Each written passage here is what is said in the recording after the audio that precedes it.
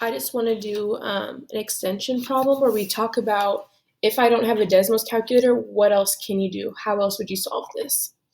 So what you would need to do is you would need to start out with your surface area formula, which is 2LW plus 2LH plus 2WH. If you don't have a Desmos calculator, you can't just type that out and type in your pieces. What you need to do is you need to take your length, your width, and your height, and you need to plug it in for those variables. So to find my surface area, I would take 2. What operation is it when they're side by side like that? Times, I'd be multiplying the length, which is 3, times the width. The width is 2, plus 2 times the length, which again, it's still 3,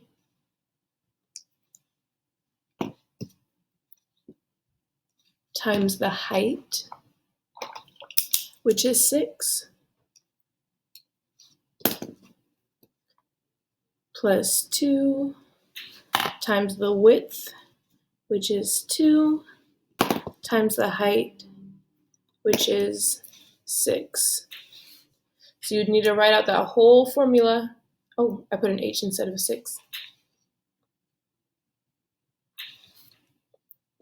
Write out that whole formula and then use your order of operations to solve. GEMDAS, my order of operations, tells me that I need to do multiplication first. So I need to multiply all that first. 2 times 3 is 6. 6 times 2 is 12. So you'd have 12 plus 2 times 3 is 6. 6 times 6 is 36.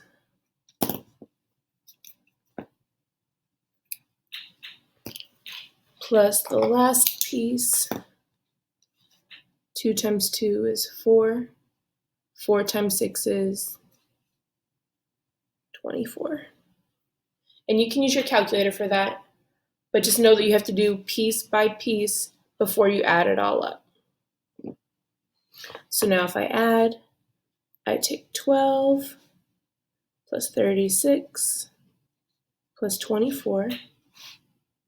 6 plus 4 is 10, plus 2 is 12. 1, 2, 3, 4, 5, 6, 7. We still get 72 centimeters squared. And then I can also do that same thing with my cylinder formula. Again, you just got to take all your pieces, plug them in, and solve them. So for our cylinder, our surface area is 2 times pi times our radius squared plus 2 times pi times our radius times our height. So we have 2 times, what do we use for pi? 3.14 times our radius, which was 10. So we gotta do 10 squared